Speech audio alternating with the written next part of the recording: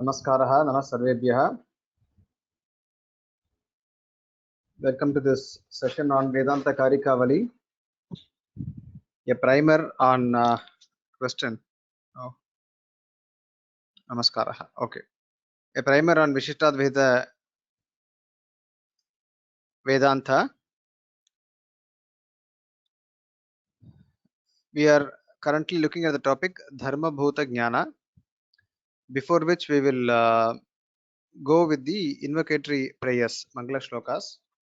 Sriman Venkatanatharya Kavitarkikesari Vedantacharyavarjo me Sannidhattam Sadahridi ज्ञानानन्दमयं देवं निर्मलस्फटिकाकृतिम् आधारं सर्वविद्यानां हयग्रीवमुपास्महे यो नित्यमच्युतपदाम्बुजयुग्मरुक्मव्यामोहतस्ततितराणि तृणाय मेने अस्मद्गुरोर्भगवतोऽस्य दयैकसिन्धोः रामानुजस्य चरणौ शरणं प्रपद्ये श्रीमद्रमाधवोपज्ञां नत्वाचार्यपरम्परां पूर्वे लक्ष्मणसिद्धान्तकारिकां Karikavali. For those who joined later, just a word on the invocatory prayers. The first shloka is on Sri Vedanta Deshika, a very popular and great Acharya post Ramanuja period.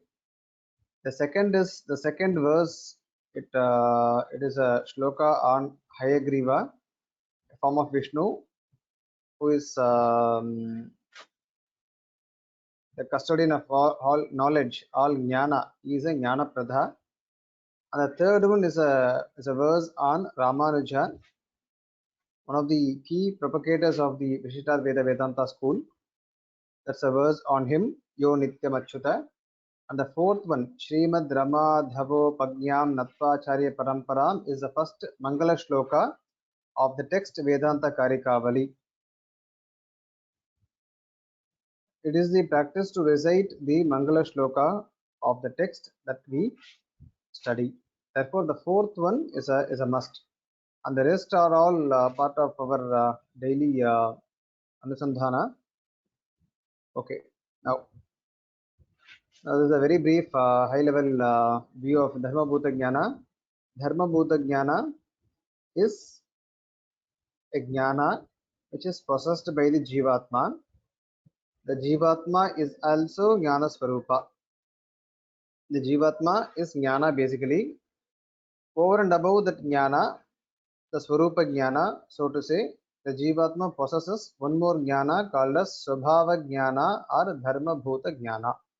Just like the sun has a base, it exists in one place, glowing, and at the same time, the rays of the sun, they proceed from the sun to different far off places. In the same way, a Jivatma is like the glowing sun, a physical tattva, and he possesses one more jnana called as Dharma Bhuta Jnana, which keeps going out. And then what it does is, it provides or it presents the information about the outside world. It's basically his awareness. The Swarupa Jnana is his own awareness. If I say I know a pot, then that I is Swarupa Jnana. Pot is the outside world, and the KNOW, that know, is the Dharma Bhuta Jnana basically. Okay, that's what this picture represents. Pramata, Pramanam, and Prameyam. This is the view of Vishishtadvaita. There are many schools which have different propositions to understand this.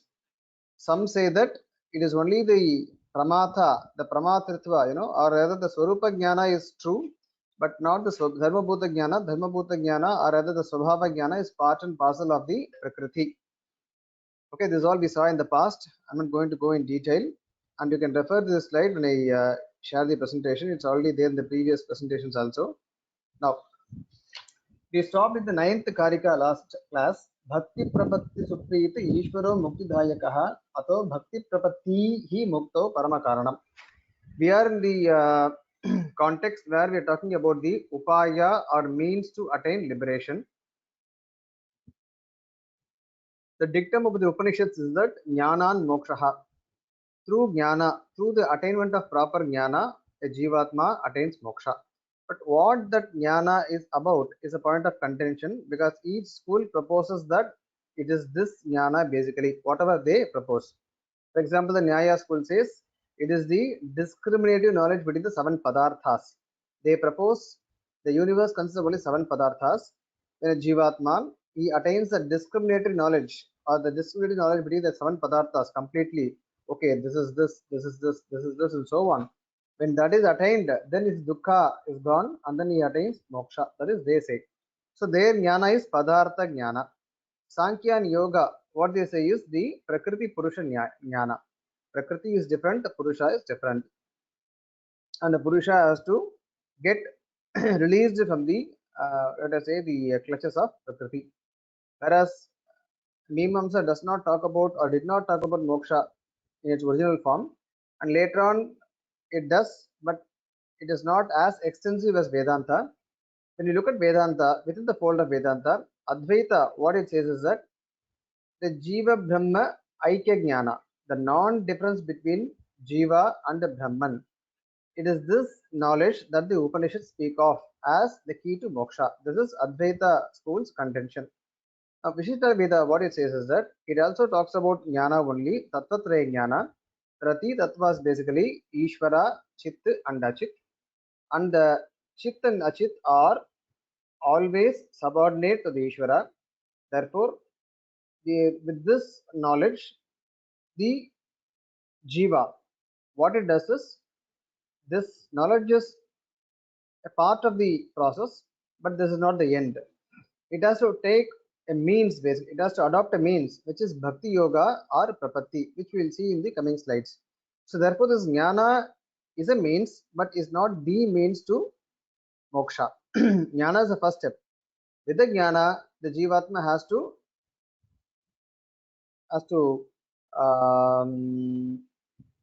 do, basically, has to carry out another process, basically. That is called as that is either bhakti yoga or prapatti, which we will see. Okay, now we have seen until the major portion of this slide. We have to look at the last three, basically. So I'm going to read the fourth line from the bottom. Muktau parama karana mithi. Now, as we said, this slide, the ninth shloka, it talks about Ishvara being pleased with either bhakti or prapatti performed by the Jivatma, and he grants moksha. Therefore, which will, let me show the slide first, and then it will be easy. Yeah, if you look at the slide, you have to bear this in mind always. According to Vishishtadvaita, upaya is twofold: Siddha upaya and Sadhya upaya. Siddhopaya, Sadhyopaya. Siddha upaya is Ishvara, because it is his grace which is going to grant liberation finally. Ishvara is Siddha. We need not make him. We need not prepare him. Whereas to gain the pleasure of Ishvara, we need to do a process. I mean, we need to perform something. So that is Sadhya. That is either Bhakti Yoga or Prapatti. It is like crossing a river. Okay. A bridge is already there, but we need to walk to the bridge. Somehow we have to reach the bridge, basically. We need not construct the bridge. So what is the means to cross the river is, you have to walk as well as you have to use the bridge, basically. So it's finally the bridge which is the means, we can say. There are many other examples to illustrate this point. Uh, but the point is that upaya is twofold: Siddha and Sadhya. The Siddha element is Ishvara, is grace, which is going to give the grant moksha. And the Sadhya element is either Bhakti Yoga or Prapatti. Okay, but the Bhakti Yoga or Prapatti is again only Jnana, not, it is a variation of Jnana, and the Bhakti is not something which is different from Jnana, which we saw in the previous slides. So Jnana is equal to Bhakti in Vishishtadvaita, or in fact the Bhakti is Paripakva Jnana. So with this in mind, now the commentator, what he says is that Paramakarana, or the important means in Mukti, is Bhakti or Prapatti, to which the prasada of Bhagavan is attained. Okay. Now, he wants to refute the point of view of Advaita. So he says, Yetene Tattvamasyaadi Mahavakyartha Jnanameva Moksha Sadhanam. With this, what the proposition by Advaita school that when, okay, what they say is that when the Shishya or disciple, when he approaches a guru with a clear mind, with a mind that is ready to receive the Upadesha, then the guru, he teaches the important statements of the Mahavakyas of the Upanishads and then concludes the teaching with Tatu Tvamasi. And then this has to reflect in the Shishya in the form of Aham Brahmasmi. Then what they say is that in that very moment when the realization happens that Aham Brahmasmi, liberation dawns, which means the Jiva realizes the non-difference between himself and Brahman. Okay, but the body does not fall. The body may fall or may not fall, but in the case, let us say the body does not fall, that means which he has to spend some more of his days with the body by living. Then what they say is that that condition is called as Jivan Mukta. So he has attained the moksha, but then the body hasn't fallen it. It is like when the pot is being taken from the potter's wheel, still the wheel rotates for some more time. Or like in science, what we call as inertia. uh, the object continues to move for some more time, even after applying brakes or whatever. So that segment or that portion is called as a Jivan Mukti. So that the person, the Jivatma, who has attained Jivan Mukti, would still continue to have body. He would perhaps seem ordinary, like ordinary person, but he would have attained moksha. So the point here is that Tattvamastyadi Mahavakyartha Jnanameva, the meaning of the Mahavakyas like Tattvamasi, etc., is itself moksha sadhana. This is as understood by the other schools like Advaita or other to be precise Advaita, that na samyak according to Vishishtadvaita school, that the commentator brings to notice. तादृश वाक्यार्थ ज्ञाने सत्यपि मोक्ष अदृष्टेः श्रवण मननादिभिः निर्धूत द्वैत वासनस्य शास्त्रजन्यः साक्षात्कारस्तथा इत्यपि न सम्यक्.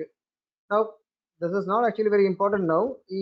What he says is that Advaita school, what they say is that, see, not anybody who listens to the Mahavakyas at any time would attain moksha. They also very clear. What they say is that basically the Jivatma has to be ready. It should have, there are some prerequisites, in fact, to even before listening to the Mahavakyas. So once he is ready, then the guru gives the upadesha, and then the jiva, the seeker, he listens, and then he attains the jnana. Okay, but the point here is even after attaining that jnana, the embodiment is still there. Therefore, the Vishitta Vedants, what they say is that this cannot be accepted because moksha means the body must have also fallen, the atma must have got liberated. Saying Jivan Mukti is a misnomer. I mean, it cannot, both cannot be there in the same person. If it's a Mukta, is a Mukta. If it's Jiva, is a Jiva. Therefore, what they say is that, and moreover, the Anyonya Ashraya is there. Ashraya is that what is universally accepted is that when Shravana, Manana, Nididhyasana is what is prescribed by the Upanishads. Therefore, the first point is Shravana, then Manana has to be there, then Nididhyasana, then only the Artha gets into the Buddhi. But here, when you say just Shravana Matrameva, then these things are a bit difficult to reconcile with. Therefore, here the commentator says is that it is not possible that moksha is attained the moment the Tattvamasyadi Vakyas are listened to. Okay, so here the point here is here for us is that though the Tattvajnana is required, Vishitta Veda says what it says is that the Jivatma has to adopt a means. Okay. Anyonyashraya Badhat Dushtatvat. Okay, this is what we saw. This is the refutation of Advaita school. Now, there arises one more question, because now we have to please show the relevant slide. This is the relevant slide.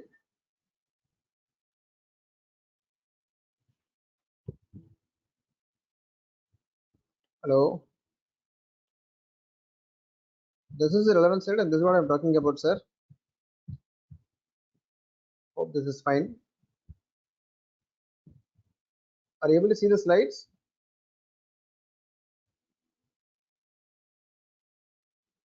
Okay. The next one is about the interpretation of Gita. According to Ramanuja or according to Vishishtadvaita, Gita consists of three parts basically. The first six chapters, the second six, and the third six. In the first six chapters, Karma Yoga and Jnana Yoga are taught.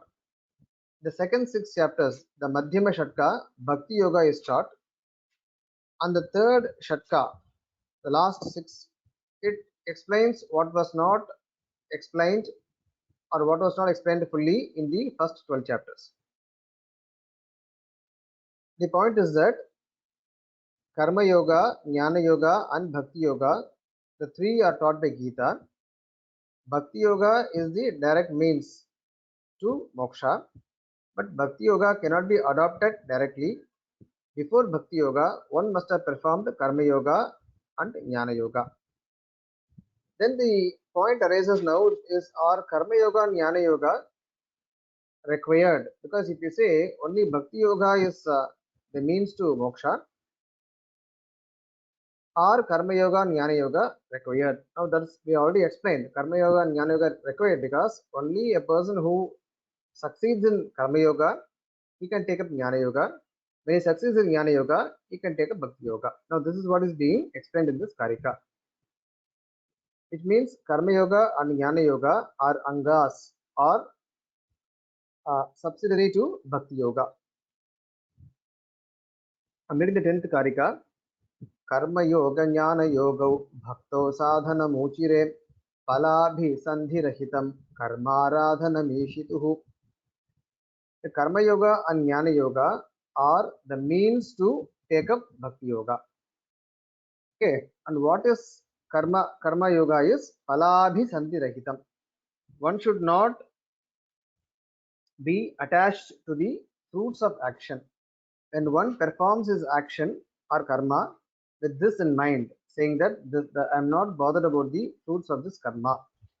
And of course, there are two more parameters like I'm not doing this and I'm not doing this for me, and the result is not mine. These are the notions that Krishna suggests when one has to do the karma yoga. Now let us go to the commentary. Tarhi karma yoga jnana yoga yoho bhagavad upadishta yoho ka upayogaha ityashanka ityakanshayam aha karmeti.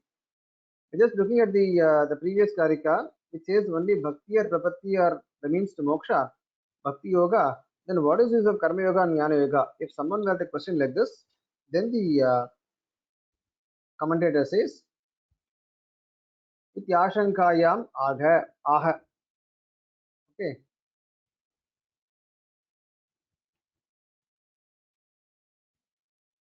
कर्म योग ज्ञान योग भक्ति योगांगत्वेन तत्र कीर्तनम इत्यर्थः तदुक्तम यामुनाचार्यैः. Karma yoga or jnana yoga are angas to bhakti yoga. That is the understanding. Taduktam Yamunacharyahi. Yamunacharya was the Acharya or Pracharya of Swami Ramanuja. He has written a text, small text called as Gita-artha Sangraha, which consists of 32 verses that explain the purport of the meaning of Gita in 32 verses. Which means he has reduced rather, he has given the meanings of the 700 verses in 32 verses. In that he says, in one of the verses, Madhyame Bhagavat Tattva Yathatnyavapti Siddhaye Jnanakarmabhinirvatyo Bhakti Yoga Prakirtitaha. Madhyame means in the middle six, 7 to 12. Bhakti Yoga Prakirtitaha. Bhakti Yoga is being explained by Ishvara or Krishna. That Bhakti Yoga has to be accomplished through Jnana Karma Abhinirvatyaha, by Karma Yoga and Jnana Yoga. Which means without Karma Yoga and Jnana Yoga, a sadhaka cannot take up Bhakti Yoga. So this is the meaning. which we saw. Therefore, Karma Yoga and Jnana Yoga are angas of Bhakti Yoga. Iti Karma Yoga Lakshana Maga Phala iti. What is the definition of Karma Yoga? Phala bhi santi rahitam karma. Okay. Phala kamana rahitam ishituhu ishwarasya paramapurushasya aradhanam karma yoga ityuchyate. Now, the way Vishishtadvaita has reconciled the Karma Kanda and Jnana Kanda of the Vedas is that the Karma Kandas, when they can be performed in two ways. One is whoever wants a particular phala, he can take up that karma as prescribed in the Shastra, that is the Vedas, and then be happy with it. Whoever wants to attain moksha, he can also perform the same karma, but not for seeking the phala of that karma, but performing that karma as a means to attain liberation, with the thought that I'm doing this karma as a kainkarya or seva or aradhana for Paramapurusha. Why should one do like that? One can very well relinquish karma. If that's the question, then Gita Acharya himself answers in Bhagavad Gita various places. Karma sannyasa. I mean, what he says is that in the third chapter he says nobody can be actionless even for a moment. That is, we are all designed to act. This body is designed to act. If you don't take up the practice of karma, most of us, you would anyway be doing something else. Then again, resulting in further bondages. That's what Krishna says, karma kuru, niyatam karma kuru.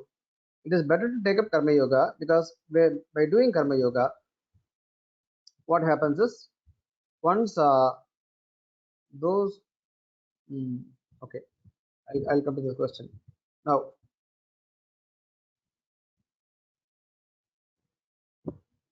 yeah, I'm just checking the questions time and again because if there's a difficulty in seeing the slides or hearing, that's why I want to check the questions first because there's no other way to communicate. Okay, if the questions can be answered instantly, I'll do them.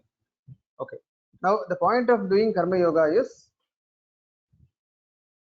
to clean the impurities of the mind. Why there are impurities in the mind? Why? Because most of the times we are involved in activities that are selfish in nature.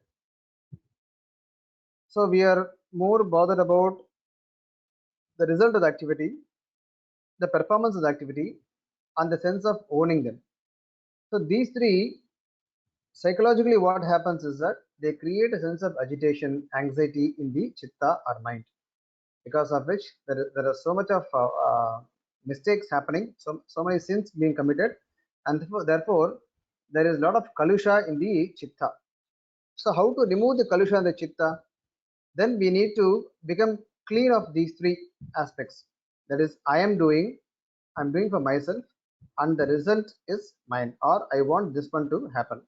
When we get rid of all these three elements in the process, then what happens is we gain mastery in the action, as well as there is no fresh accrual of vasanas or any other instincts. And when we extend this process for a long time, what happens is that even the existing past vasanas, they also get destroyed. Therefore, what happens is it leads to perception of the pure Atma, which was not possible before because of the kalusha in the chitta. It is like cleaning a vessel, first of all, with the cleaning materials. Then after cleaning, what happens is the patra shines. Now that stage is Jnana Yoga, but before that, removal of dirt is the Karma Yoga basically. Okay. Now this is all very complex. It is not as black and white as we say, because the Janma is continuous. Some people might be, when they are born, be in the Bhakti Yoga stage itself. Some people might be in the Jnana Yoga stage. Some people may be in the Karma Yoga stage. Some people may be even before that. So we cannot look at people and say and determine what stage they are. It is all internal. Only they know, and maybe Bhagavan knows. But this is the process. If somebody suddenly it dawns to them that, oh God, I'm in bondage, I want to get released from this, then they have to start with Karma Yoga, because it is not possible to take up Jnana Yoga, Krishna himself warns Arjuna that don't take up Jnana Yoga and fall. Whereas if you do Karma Yoga, you won't fall, and if you die in between, then you would automatically continue with the where you stopped if you take up Karma Yoga. Okay, these are all the maybe perhaps we'll see later if there's a course happening on the teachings of Ramanuja and Gita. Now, so Karma Yoga, Jnana Yoga, Bhakti Yoga. Karma Yoga is basically to Antakarana Shuddhi, but even for that, one should have a basic understanding about Atma. That's why Krishna explains in the second chapter about what is Atma to Arjuna. So, with that in mind, Arjuna, assuming he would take up Karma Yoga, then the more he gains expertise in Karma Yoga, suddenly he gets established in Jnana. But then to stay there until reaching the end of Jnana Yoga is quite difficult. When he does that, then that gives him the eligibility to take up Bhakti Yoga. Therefore, Karma Yoga and Jnana Yoga are considered as means to Bhakti Yoga. The only last point here, the Karma Yoga can be performed by taking up Jnana Yoga in itself. That means it could be like Garbhita. Karma Yoga could be Garbhita of Jnana Yoga. Okay. Either Karma Yoga, Jnana Yoga, or Bhakti Yoga, or Karma Yoga, which consists of Jnana Yoga itself, which encompasses Jnana Yoga, then directly Bhakti Yoga. Let me look at the question now.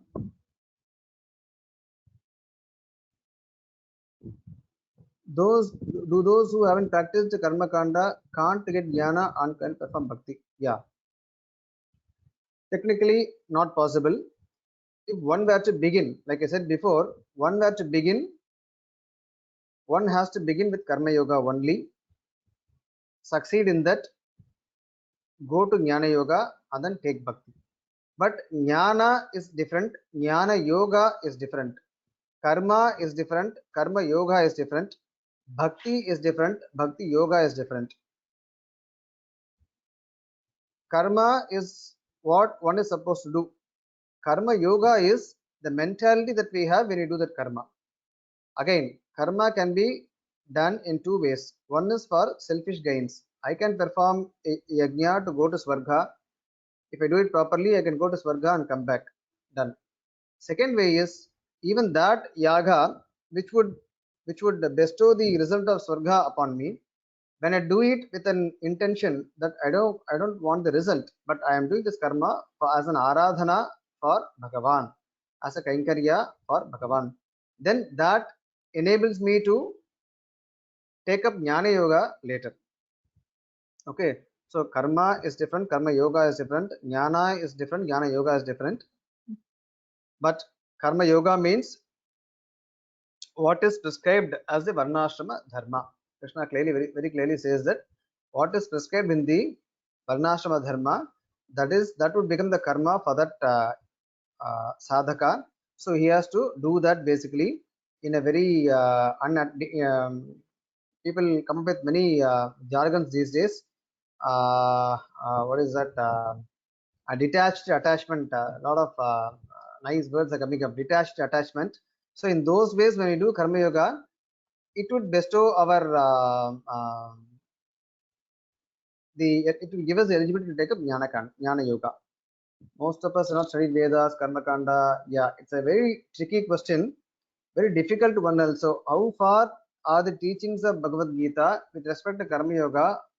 Are they relevant now or possible now? That we'll take up later. But understanding of what Bhagavan says, the Karma Yoga is Varnashrama Dharma, which means one must have studied the Vedas first.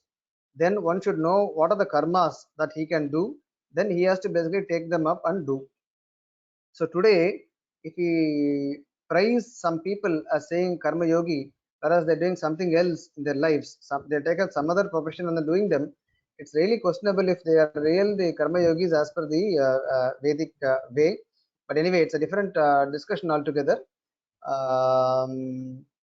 Okay, I think I've answered the question.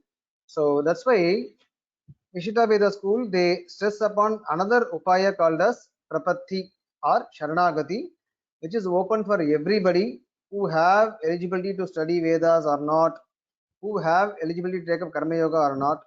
Anybody can take up the upaya called as sharanagati or prapatti. Okay. Namaste. To simply I infer that doing karma is learning. Experiential learning leads to devotion. Thus, from a scholar to farmer,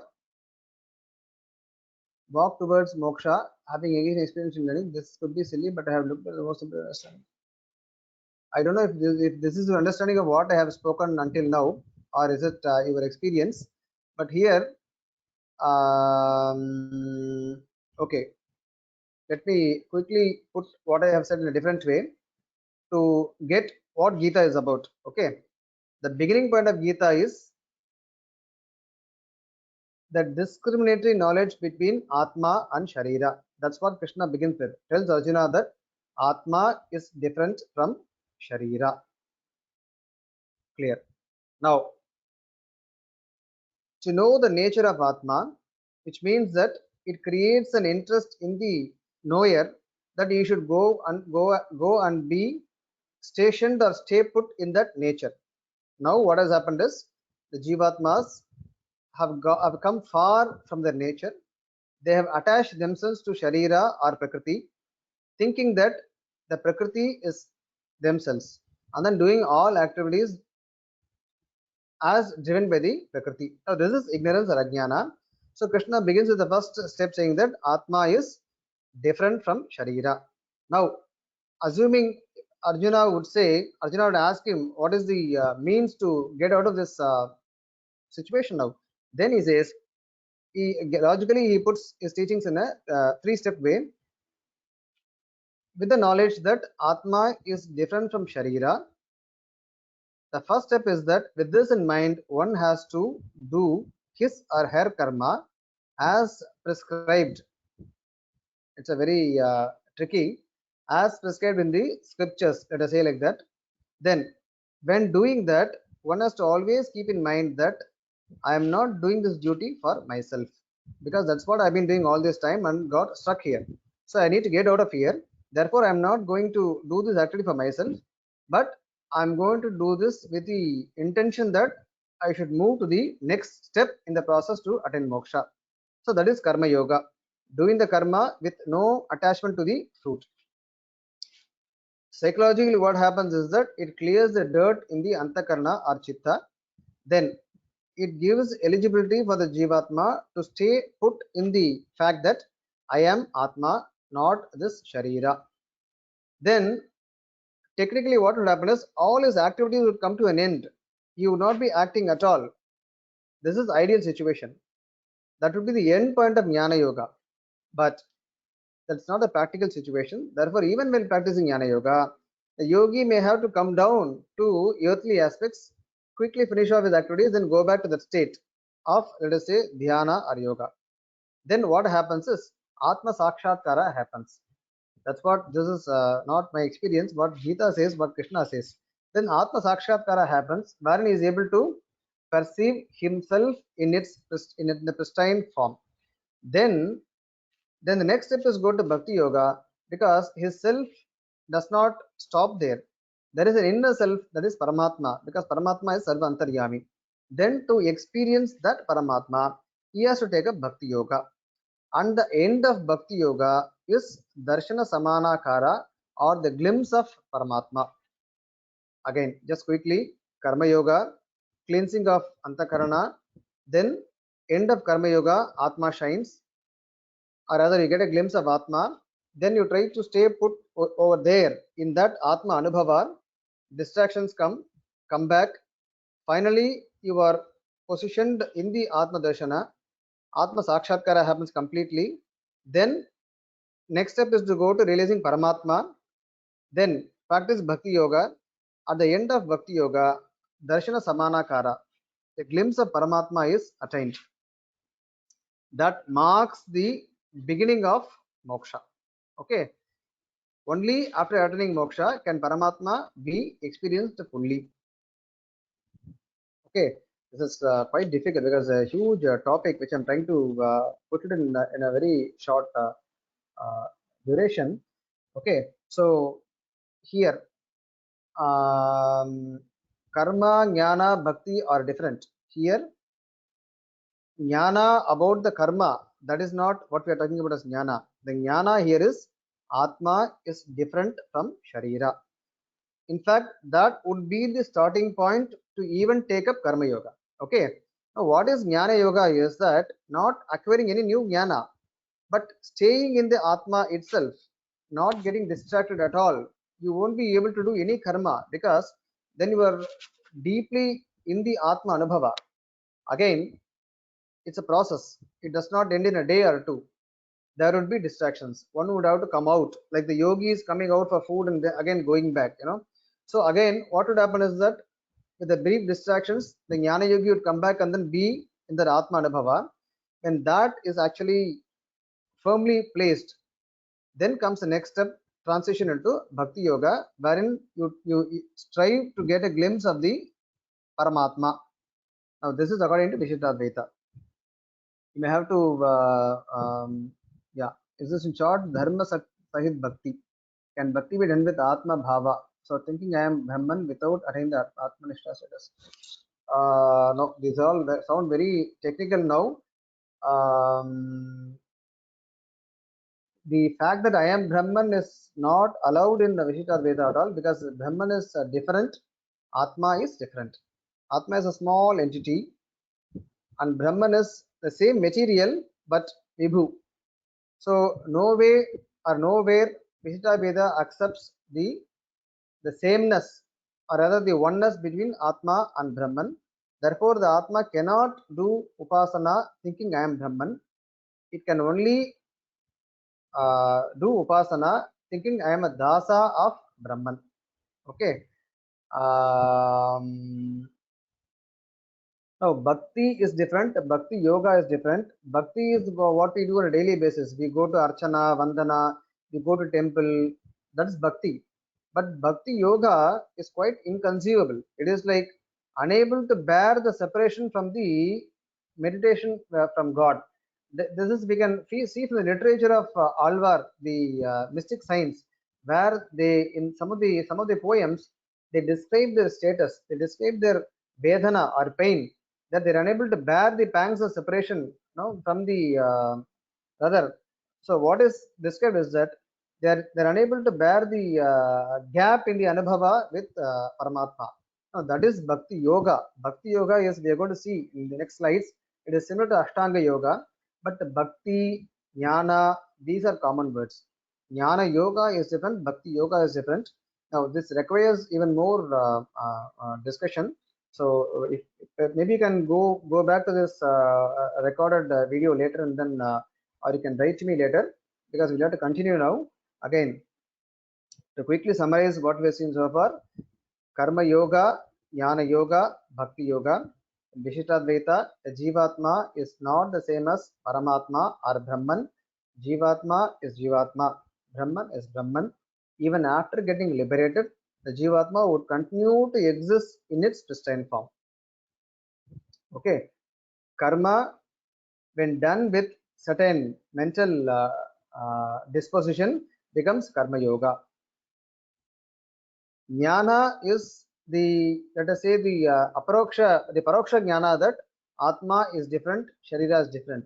But Jnana Yoga is to be placed in the Atma itself. Okay, which means to your Dharma Bhuta Jnana, nothing else will come as a focus or attention. The Jnana is now placed inside to get a glimpse of the Atma. Now that is Jnana Yoga. Then comes the trying to get a Sakshatkara of Bhagavan or Paramatma. Okay. Alvas where Bhakti Yogis are Prapannas. We will take this up later. Alvas are considered to be Prapannas, but they can be taken as Bhakti Yogis also because their level of existence was so high that where it is Bhakti or Prapatti, it does not matter. They were not ordinary Prapannas. They were not ordinary people like us who have surrendered. Their level of existence was so high that, but the Sampradaya, it considers that Ayurvas are Prapannas or who have done Prapattis, but it does not take away the qualities of Bhakti Yoga in them. Okay. Rama led a life of karma yogi, jnana yogi, and bhakti yoga. Well, Rama was an avatar of Ishvara. He demonstrated how to be a true karma yogi. Let us say like that. Okay. He was trying to follow the path of dharma, which is akin to doing karma yoga, not allowing personal interests and likes and dislikes to come in the way. So in a way, he was let us say he was a karma yogi. Okay. Now, okay. फलकामनारहितम् ईशितुः ईश्वरस्य परमपुरुषस्य आराधनं कर्मयोग इत्युच्यते इत्यर्थः. I'm reading the fourth line from the bottom on slide 6. So फलकामनारहितम् ईशितुः ईश्वरस्य, without an eye on the fruits. Paramapurushasya aradhanam. This is a seva or kainkarya or service that I do for Paramapurusha with this activity. It fails or it succeeds, it does not matter. I don't get perturbed. My task is to do this. That's it. When somebody does an activity like this, then that is called as karma yoga. Okay. Again, it is not any karma, but what is prescribed in the scriptures. Okay, I stop with that. Now, tat sarupam cha nigamitam Geetartha Sankara Rakshayam Vedanta Deshikaihi.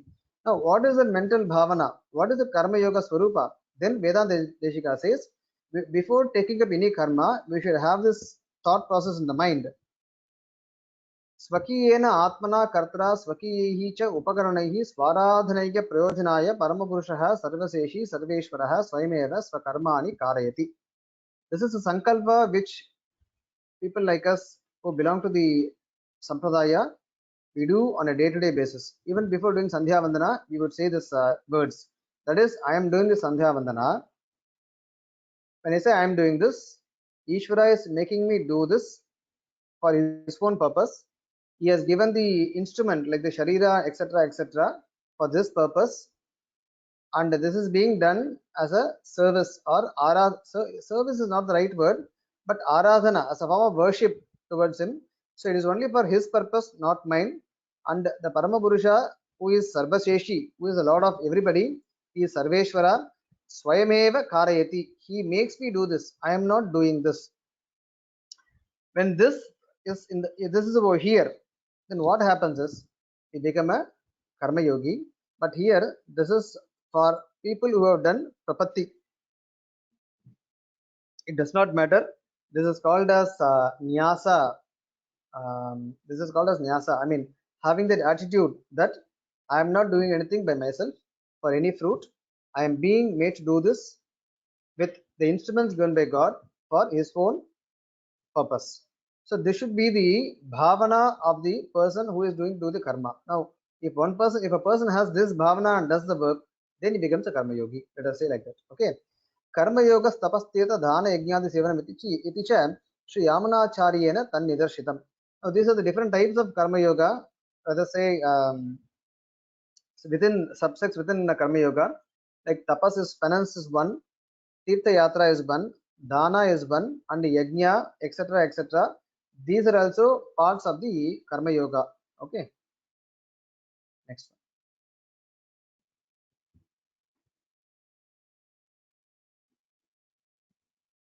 विनिर्मिल अंतःकरणे चिंतनं ज्ञान योगकः साक्षादितरथा वापि साक्षात् इतरथा वापि भक्तौ कारणता अनयोः भक्तौ कारणता साक्षात् इतरथा वापि. This I just briefly mentioned in the last slide, that either it is here, this diagram, either it is karma yoga which leads to jnana yoga, which leads to bhakti yoga, then moksha, or karma yoga which has jnana yoga in itself. If that's the case, then karma yoga becomes directly a passage to take a bhakti yoga, then moksha. But what I missed to say is that karma yoga should contain jnana yoga. Then that is not in the picture. Let me update and send. One way is karma yoga, then jnana yoga, then bhakti yoga, moksha. Or jnana yoga becomes a part of karma yoga, then karma yoga, bhakti yoga, moksha. Now this is the meaning of this verse. Vinirmalanta karne chintanam jnana yogakaha. Jnana Yoga, basically the activity of a Jnana Yogi is just to be established in the Atma Jnana itself, which means the Swabhava Dharma Bhuta Jnana would be focusing on the Swarupa Jnana basically. He will be just focusing on that. The outside world would not distract him at all. Jnana Yogam Lakshayati Vinirmala iti. Vinirmala means very pure and pristine. Karma Yoga Parishilnena Vimale Antakarane. By doing Karma Yoga for quite some time, what happens is the Antakarana becomes Vimala or pure. Parishuddha Swatma Surupasya Yat Chintanam Sa Jnana Yoga Ityartha. So what is Jnana Yoga? Parishuddha Swatma Surupasya Yat Chintanam. Chintanam about the Shuddha Atma Surupa of oneself. That is Jnana Yoga. Taduktam Yamanacharyahi Jnana Yogo Jita Swantai Parishuddhatmane Sthitihi. Jita Swantaihi means one who have won over themselves, which means one who acquired complete mastery over their indriyas and mind. Only they can be stationed in Jnana Yoga. That's why Krishna warns Arjuna, don't take up Jnana Yoga because you will fall. If you fail, you will fail miserably. So please take up Karma Yoga, because even if you are not won over your senses and mind, in the process gradually you can tame them. Only when you tame them, you can take up Jnana Yoga. See, Jnana Yoga is a natural transition. Perhaps we would become aware that we are a Jnana Yogi after some time. It is not like consciously entering a phase as I am going to enter Jnana Yoga now. No. Jnana Yoga is a natural transition. So one should not, what Krishna wants is that don't think yourself to be eligible for Jnana Yoga. Give up everything, go and sit in a cave and then thinking that you're going to do Jnana Yoga. No, you will fail miserably.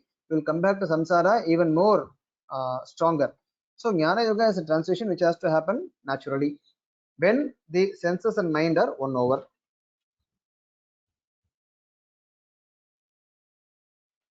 Okay. Yeah. इति च ज्ञानयोगो नाम परिशुद्ध जीवात्म उपासनमिति स्थितम्. Am I missing something here?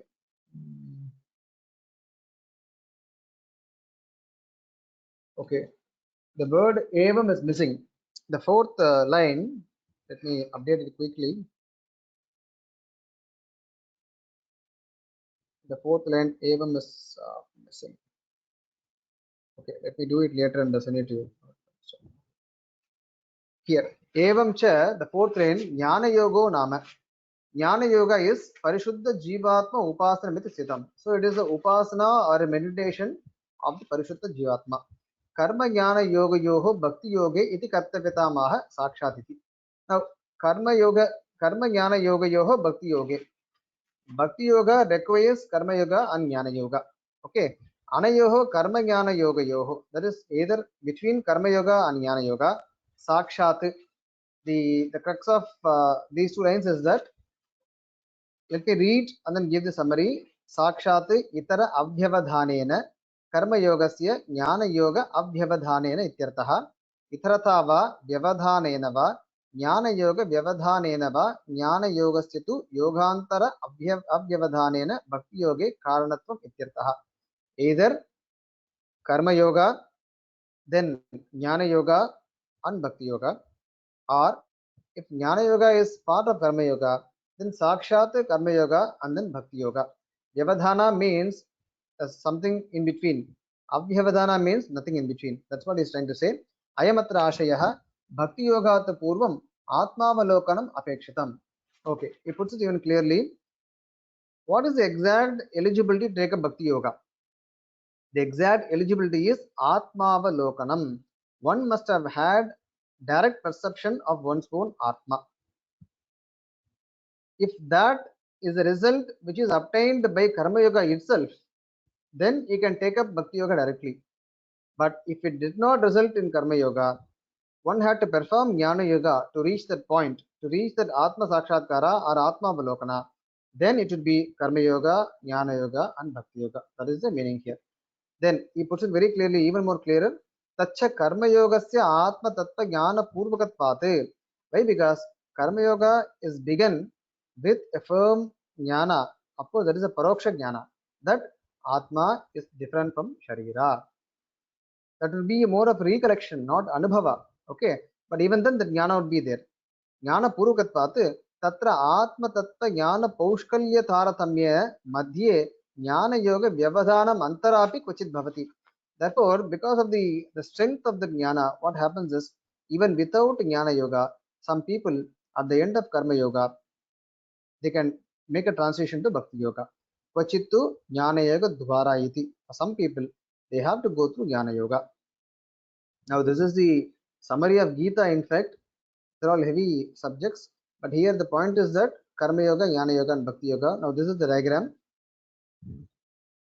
For a Karma Yoga or for a Karma Yogi who is doing Karma Yoga, he would still be very much aware of the body, thinking about the body, but that's a process.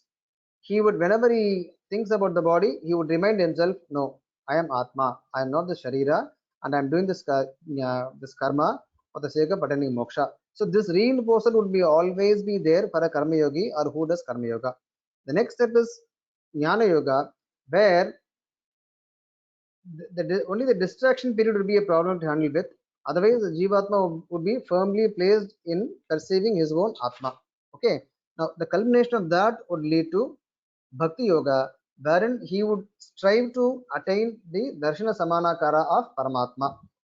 Okay. Otherwise, what happens is here, Karma Yoga, when it includes Jnana Yoga, then only two steps here, then directly leading to Bhakti Yoga, which is about Paramatma.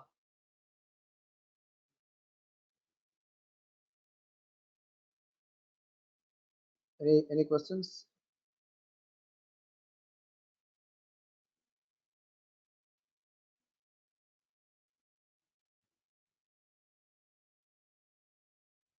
Okay.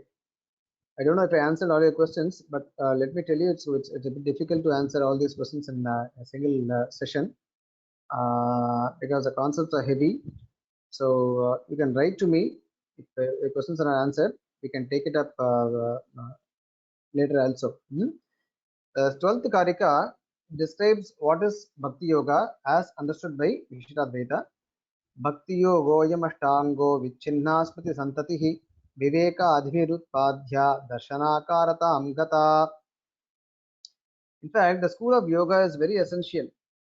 School of yoga, yoga darshana, is not refuted completely by any school because the practice of yoga is essential for any darshana. Vishishtadvaita has equated Bhakti Yoga with yoga, but only point is that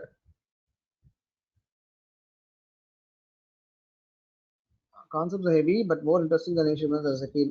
Okay.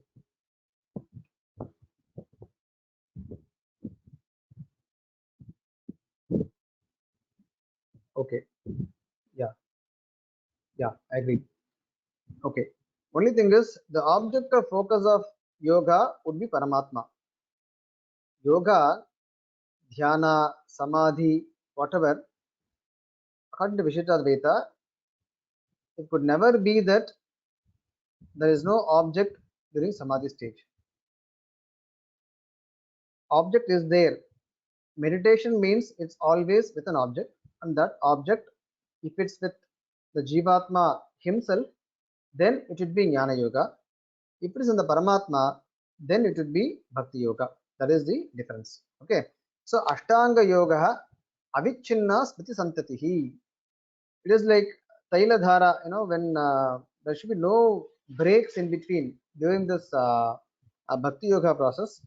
So as if a continuous flow of the oil from a cup, and so the Smriti Santati has to be continuous without any breaks, and it involves all the 8 angas of yoga, and it also involves Vivekadi, which we'll see in the commentary.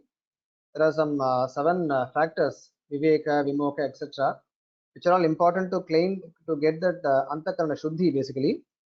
Okay, let us go to the commentary. Anantaram Bhakti Yogam Lakshayati. Now, in the 12th Karika, the Bhakti Yoga is defined. Bhakti Yoga iti. Ashtangaha Yama Niyamad Ashtanga Yuktaha. I guess most of you should be familiar with the 8 angas of yoga. Yama, Niyama, Asana, Pranayama, Dharana, then Dhyana, Yama, Niyama, Asana, Pranayama, Dharana, dhyana. One more. Samadhi is the last one. Okay.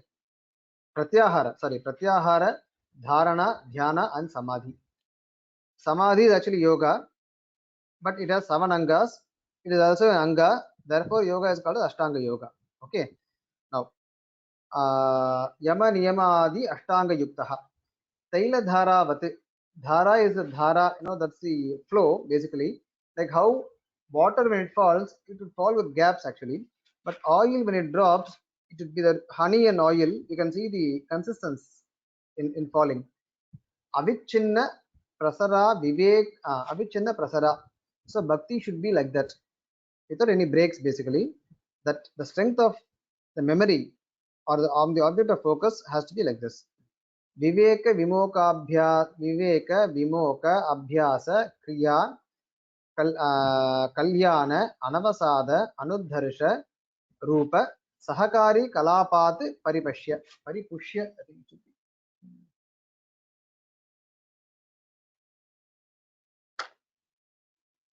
be. Pariposhya. It is Pariposhya, not Paripashya. Pariposhya. These are 7 aiding factors. Viveka is eating pure food basically. Yeah. Vimoka is being free of desires. Abhyasa is again to practice again and again. Like this. Yeah. Having all good thoughts basically, and these are the 7 factors which are not described, which is in another book basically. But the point is that these 7 factors, they aid the attainment of antakarana shuddhi, through which the darshana samanakarata prapita. Darshana samanakarata is the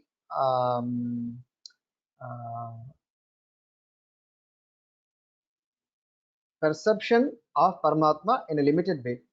Because in bonded state, a Jivatma is limited by all means. He won't be able to perceive or have the Ananda Anubhava, which can be attained only in Moksha. Therefore, Darshana Samana Akaratha. He will be able to attain a glimpse of the Paramatma Anubhava. Okay, Prapita Smriti Santati Reva Bhakti Yoga Ityartha.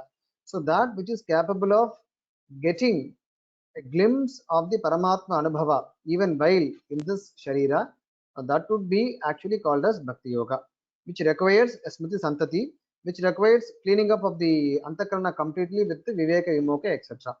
Vastunaha, Vastutaha, okay, Vastunaha, Santatam Abhyagra Manasa Chintane Tadev Vastu Pratyaksha Drishtamiva Bhavati iti Anubhava Siddham. Yeah, even in our own experience, when we keep on think about some object, and suddenly what happens is wherever we see that object comes to a mind, basically that's the nature of the mind. So it is like this. When the object of meditation is so intensely remembered, what would happen is only a person is able to perceive only that object. That would be the state of Bhakti Yoga. Okay.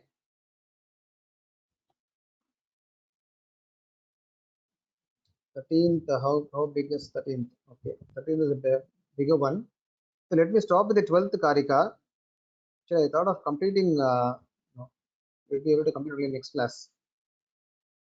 Okay, we will continue with the 13th Karika. From the 13th Karika in the next class. If you have any questions, you can ask me now. As we all agreed, the topic is a bit heavy, and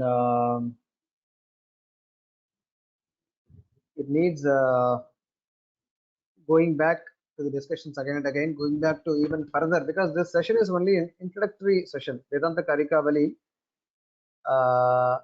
is a primer text. In fact, we have done in detail.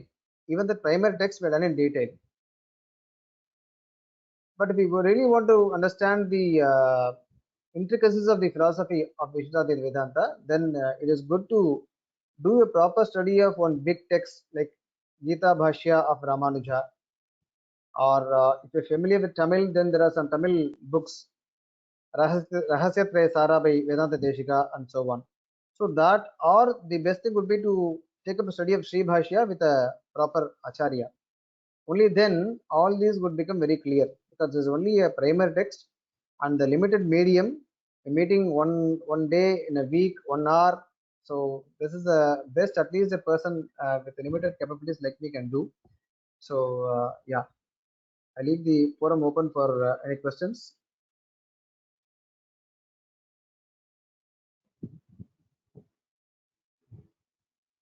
I think all these questions have been answered. I hope I show the relevant slide soon after. Yeah, karma kanda that I think I answered.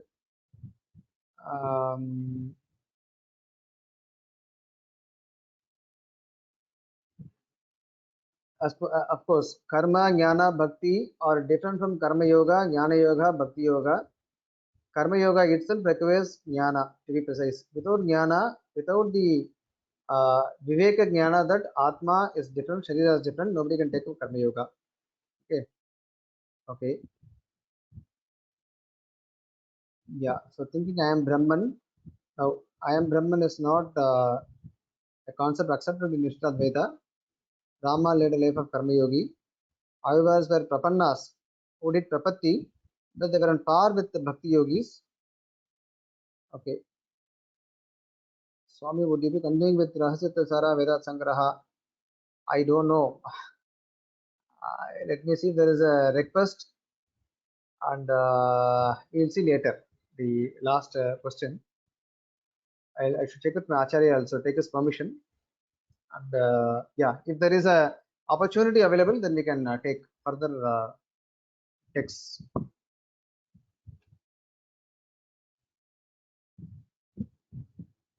Okay, so I assume no more questions.